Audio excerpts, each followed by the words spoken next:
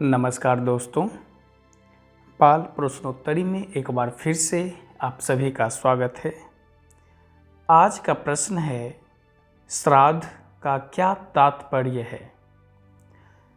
जीव अपने कर्मों का फल भोगता है। मरने के पश्चात वह फिर जन्म ले लेता है। उसके लिए श्राद्ध करने से क्या लाभ? श्राद्ध के पदार्थ यहीं रह जाते हैं या ब्राह्मण के पेट में जाते हैं? परलोकगत जीव को उनसे क्या मिला? आदि प्रश्न बात को बिना सोचे किए जाते हैं।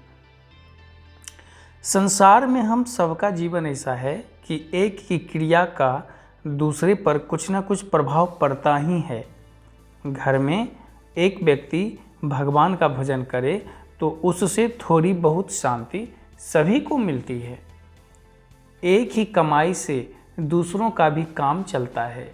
इसी प्रकार कर्म में भी संबंध तथा आसक्ति के कारण फल का भाग प्राप्त होता है।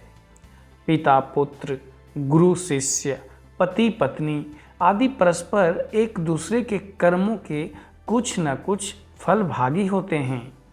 इसी से जो मृत पुरुष की संपत्ति के अधिकारी हैं, उनके संबंधी हैं, उनके लिए उसका श्राद्ध करना कर्तव्य है। जीव इस मनुष्य शरीर को छोड़ने के बाद तुरंत स्थूल देह में जन्म ले लेता हो, ऐसा कोई नियम नहीं है। उसे स्वर्ग, नरक, पितृलोक, प्रेत योनि आदि में सहस्त्रों वर्ष भी रहना पड़ सकता है। इन योनियों में रहते समय यदि उसके संबंधी उसके लिए श्राद्ध करते हैं तो उसके फलस्वरूप उसे प्रत्यक्ष तृप्ति होती है। यदि उसने पृथ्वी पर कहीं जन्म ले लिया है तो भी श्राद्ध के फल से उसे अनजाने में ही तृप्ति होती है। हम नहीं जानते कि हमारे पूर्वजों ने कब कहाँ जन्म ग्रहण किया, अथवा वे भी पितृलोक आदि में हैं। उन्होंने जन्म ले लिया हो तो भी श्राद्ध के फल से उन्हें तृप्ति तो होगी ही। अतः श्राद्ध तो करना ही चाहिए। श्राद्ध से पितरों की तृप्ति कैसे होती है, यह बात आप अपनी तृप्ति से ही समझ सकते हैं। हम आप जो पदार्थ सेवन करते हैं, उन पदार्थों का सब अंश हमारे इस स्थूल देह में ही चला जाता है।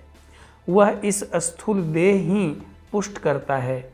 हमको हमारे चित्त को केवल तृप्ति मिलती है। जो महात्मा अपने स्थूल देह में आसक्ति तथा ममता नहीं रखते, उन्हें कुछ भी खिला दीजिए, उन्हें इससे कोई तृप्ति नहीं मिलती।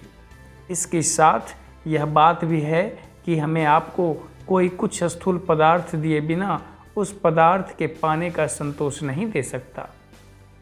मिठाई खाए बिना मिठाई खाने की तृप्ति नहीं होगी। इससे यह नियम निकला कि जिसका जिस स्थूल देह में ममत्व है, उसे उस स्थूल देह के द्वारा तुष्टि दी जा सकती है। स्थूल देह में ही स्थूल पदार्थ रह जाते हैं। प्राणी को केवल तुष्टि मिलती है।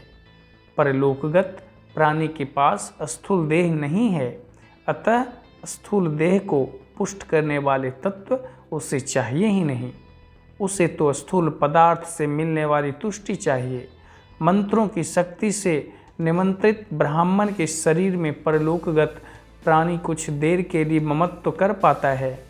इससे ब्राह्मण को खिलाए पदार्थों से उस ब्राह्मण की तुष्टि के साथ पितर की तुष्टि भी होती है। यह वैसी ही तुष्टि है जैसे हमें आपको पदार्थों के भोजन से मिलती है। पदार्थ तो हमारे आपके भी इस नश्वर देह में ही रह जाते हैं। जीव में उनका कोई अंश नहीं जाता। इसी प्रकार वे ब्राह्मण के देह को पुष्ट करते हैं। इसमें तो कोई असंगति है नहीं। धन्यवाद।